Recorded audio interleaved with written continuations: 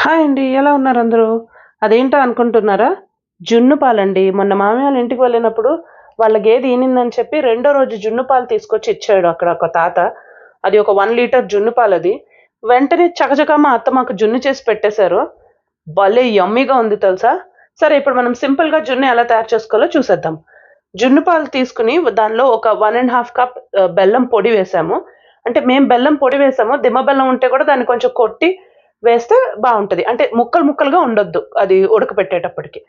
So, దాన్ని మీరు దిమ్మగా ఉన్న బెల్లాన్ని దంచి కొట్టి వేసినా కూడా పర్వాలేదు.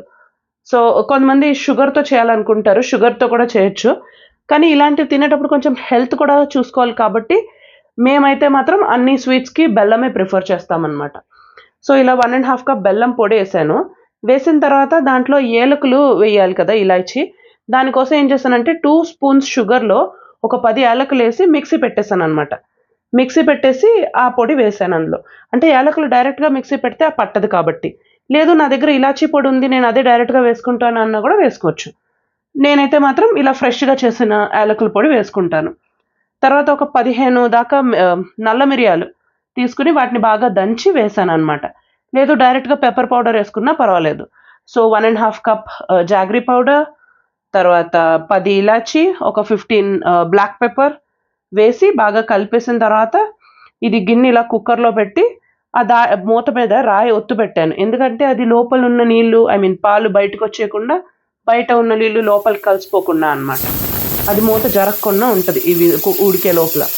సో, అది మూతేసి ఒక 10 విజిల్స్ పెట్టాను. పెట్టిన తర్వాత దాన్ని ఒక 2 అవర్స్ ఏమో అలా రెస్ట్‌కి వదిలేసామనమాట. కంప్లీట్‌గా చల్లబడి సెట్ అయ్యేదాకా. తొందరపడి తీసేస్తే అది సరిగ్గా సెట్ అవ్వదనమాట. అందుకని ఒక 2 అవర్స్ ఏమో అలా వదిలేసి, ఆ తర్వాత ఓపెన్ చేశాము. చూడండి ఇది ఎంత బాగా కనిపిస్తుందో. ఆ బ్లాక్ ప్యాచెస్ అంతా ఏంటంటే మనం వేసిన మిరియాలనమాట. ఆ బ్రౌన్ కలర్ మన బెల్లం నుంచి వచ్చిన బ్రౌన్ కలర్ అది. సో, ఇప్పుడు చూడండి అది నేను ఇలా బయటకి తీస్తాను కొంచెం సర్వ్ చేయటానికి. ఎంత బాగా మంచి టెక్స్చర్ వచ్చిందో అది. చూసారా? జున్ను చేయడం ఇంత సింపుల్ అని ఎప్పుడైనా అనుకున్నారా? చూసారా మనం ఎంత సింపుల్‌గా చేసేసామో? మీరు కనుక ఇది నచ్చినట్టయితే మా ఛానల్‌ని సబ్స్క్రైబ్ చేయండి, లైక్ చేయండి, షేర్ చేయండి. మీరు ఒకవేళ ట్రై చేస్తే నాకు మీ జున్ను ఫోటోస్ షేర్ చేయండి. See you in the next one. Bye bye. Thank you for watching.